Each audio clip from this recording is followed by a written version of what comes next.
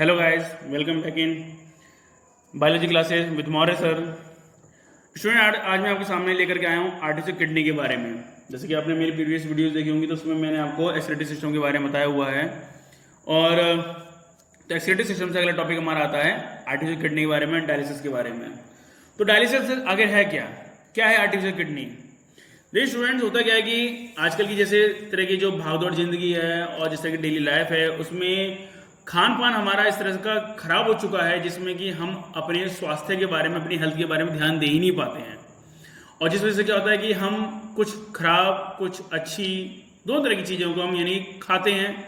और खराब चीज़ें कुछ ज़्यादा अगर अमाउंट अगर बढ़ जाता है तो हमारी बॉडी के अंदर यानी कि इतना कंसंट्रेशन उसका ज़्यादा बढ़ जाता है कि हमारी किडनी खराब तक हो जाती है।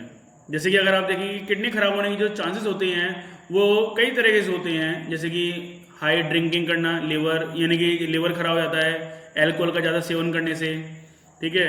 और किडनी भी खराब हो जाती है दारू वगैरह ज़्यादा पीने से, ठीक है। ये इसके अलावा डायबिटिक जितने पेशेंट्स होते हैं उनकी भी यानी कि अगर अमाउंट ऑफ सुक्रोज का बॉडी के अंदर या शुगर का लेवल अगर हमारी बॉडी के अंदर बढ़ जाए या ज़्यादा से ज़्यादा लॉन्ग पीरियड तक अगर रहे, लंबे समय तक रहे, तो किडनी भी हमारी खराब हो जाती है, ठीक है स्टूडेंट्स।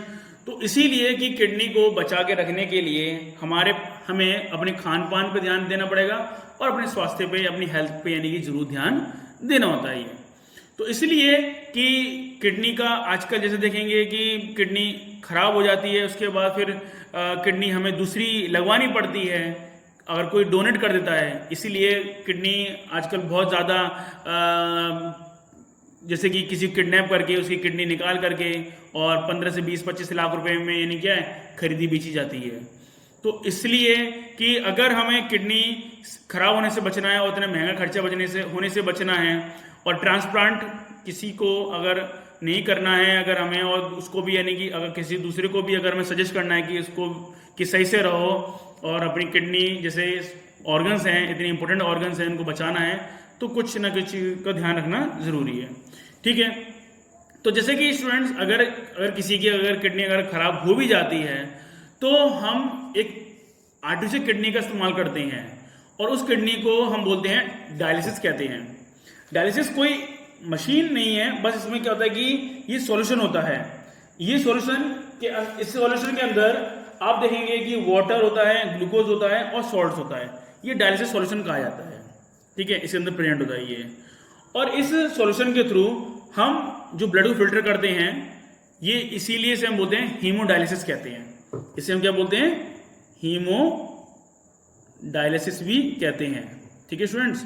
तो इसी को हीमोडायलिसिस और जो ब्लड को प्यूरिफाई करने का काम करती हैं, इसी को हम आर्टिफिशियल किडनी भी कहते हैं। ये तो इस तरह से यानी कि मशीन होती है ये। और ये मशीन जैसे कि आपके सामने मैं फिगर दिखा रहा हूं मैं, और इसमें क्या है कि आपके ये एक मशीन है और इस मशीन में जैसे कि देखेंगे कि जो काम हमारी किडनी करती है ना, वो काम हमारा कौन करेगा? ये मशीन करेगी। इस मशीन में जैसे देखेंगे आप कि आर्टरी से ब्लड यानी कि जाता है और ठीक है, ये वेन्स के थ्रू यानी क्या है, जैसे आपने देखा था ना रीनल आर्टरी, तो रीनल आर्टरी के थ्रू इस तरह से यानी क्या ब्लड आपका यानी क्या है, जो ब्लड इम्प्योर ब्लड जो होगा वो जाएगा और वेन्स के थ्रू वापस यानी क्या है प्योर ब्लड आएगा। तो ये क्या होता है कि डिफ्यूजन प्रोसेस के थ्रू यानी क्या डर्टी ब्लड गया, इसमें से क्या होता है कि डिफ्यूजन प्रोसेस के थ्रू यानी क्या है सारी गंदगी को क्या करता है, ये खींच लेता है। ये बाहर गंदगी को खींच रहा है, which substances diffuse out of blood. Fresh dialysing solution इसके अंदर भरा हुआ है ये, और ये सब क्या करता है, गंदगी को खींच लेता है ये, ठीक है। ये डायलिसिंग इस तरह से ये, और इस तरह से नहीं क्या है, ये फिर ब्लड पूरा साफ होने के बाद किडनी का काम उसने करा और उससे से ये पूरा ये नहीं क्या है साफ होने के बाद ये आपका ब्लड, क्लीन ब्लड आपकी बॉडी के अंदर पहुंच जाता है ये। तो ये क्या है कि हमें करीबन 2 से 3 दिन बाद यानी क्या पेशेंट को अपने खान पान में डिपेंड करता है। अगर वो बाहर का ज़्यादा जंक फूड वगैरह खाता है तो उसको 2 से 3 दिन बाद यानी जाना पड़ेगा। और अगर वो फ्लैशी फ्रूट्स वगैरह अगर ये खा रहा है तो उसको यानी क्या है 4 से 5 दिन भी वो बिना डायलिसिस के रह सकता है। तो इसमें होता क्या है कि अगर हमारी बॉडी के अंदर वेस्ट प्रोडक्ट जो बढ़ जाएगा, टॉक्सिक सब्सटेंस अगर हमारी बॉडी के अंदर बढ़ जाएंगे तो हमारा ब्लड कैसे हो जाएगा, पॉइजनस हो जाएगा, और इस वजह से क्या होगा, हमारी डेथ भी हो जाएगी। तो डेथ से बचने के लिए हम क्या करते हैं, यानी क्या है किडनी का सब्स्टिट्यूट होता है ये डायलिसिस, और डायलिसिस का हम यूज करते हैं टू फिल्ट्रेट द ब्लड को फिल्ट्रेट करने के लिए यूज करते हैं। और इससे यानी क्या है, ये हमारी बॉडी को में जो ब्लड होता है उसको प्योरीफाई कर देता है, और इससे यानी क्या है हम यानी कि हमारी यानी क्या है कि आगे चलता रहता है ये। ठीक है स्टूडेंट्स, तो यही था आपका यहाँ तक, और इस तरह से आपका ये पूरा चैप्टर खत्म हो गया।